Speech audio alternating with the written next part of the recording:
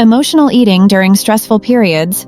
It's something we've all been guilty of at some point or another. We've all been there, grabbing for that bag of chips or ordering a whole pizza by ourselves because, well, life is just too overwhelming. But the question is, do we ever stop to think about why we're doing it and what it's really doing to our bodies and minds? Hey, and welcome to It's All About Your Wellness. The challenges faced by individuals who eat their emotions away are many. Not only do we risk gaining weight, but we also put ourselves at risk for a range of chronic diseases, from diabetes to heart disease. And if that's not enough, emotional eating can also have a serious impact on our mental health, leading to feelings of guilt, shame, and anxiety. We start to feel like we're trapped in this vicious cycle, where we're using food as a coping mechanism, but ultimately it's making us feel even worse. We can start to feel like we're losing control, like we're not good enough, or that we're somehow broken. And the truth is, it's not just about the food, it's about the emotional pain and stress that we're trying to numb. When we're stressed, our brains go into fight or flight mode, and our nervous system starts to release all these hormones that tell our body to prepare for action. And often that means reaching for comfort foods that are high in sugar, salt, and fat. It's like our brain is screaming, "Hey, I need a break from this stress. Give me something that'll make me feel better." But the problem is, those comfort foods might give us a temporary high, but they're not addressing the underlying issues. We're not dealing with the emotional pain. We're just covering it up with a layer of frosting or a bag of crispy snacks. On top of that, emotional eating can also be a way of self-medicating, a way of avoiding dealing with our emotions head-on.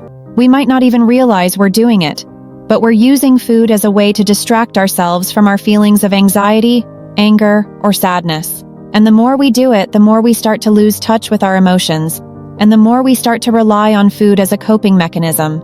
The psychological reasons behind emotional eating are incredibly complex, and they can be triggered by a range of things, from childhood trauma to social pressures. Maybe we were always told that food was a way to show love, or maybe we were always rewarded with treats when we were good. Whatever the reason, the truth is that emotional eating is often a sign of deeper emotional pain, and it needs to be addressed. One of the most powerful insights I've gained on my own journey is that emotional eating is not about the food, it's about the emotions. It's about learning to recognize and validate our feelings, rather than trying to numb them with food. For me, it was about realizing that I was using food as a way to cope with feelings of insecurity and uncertainty.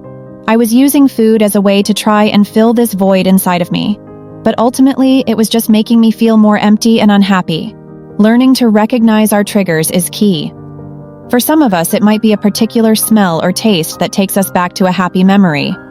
For others, it might be a certain situation or person that triggers feelings of anxiety or stress. Whatever it is, the key is to learn to recognize it and to develop healthier coping mechanisms. That might mean taking a few deep breaths, going for a walk, or practicing some mindfulness techniques. The point is that we need to learn to deal with our emotions in a way that doesn't involve food. I want to share a story with you about overcoming emotional eating. For me, it was about learning to be kind to myself and to practice self-compassion. I started by making small changes, like cutting out certain trigger foods and replacing them with healthier options. I also started practicing mindfulness and paying attention to my emotions. I learned to recognize when I was feeling stressed or anxious, and I developed healthier ways of coping. It wasn't easy, and it didn't happen overnight, but slowly I started to feel more in control. I started to feel like I could deal with my emotions without reaching for food. In conclusion, emotional eating is a complex issue that affects so many of us. It's not just about the food, it's about the emotional pain and stress that we're trying to numb. It's about learning to recognize and validate our feelings and to develop healthier coping mechanisms. Remember, you are not alone and you are not broken. You are capable of change, and you deserve to live a life that is free from the grip of emotional eating. Thanks for watching. And if you've struggled with emotional eating, I'd love to hear about it in the comments below. Don't forget to subscribe for more tips and strategies for your health and wellness.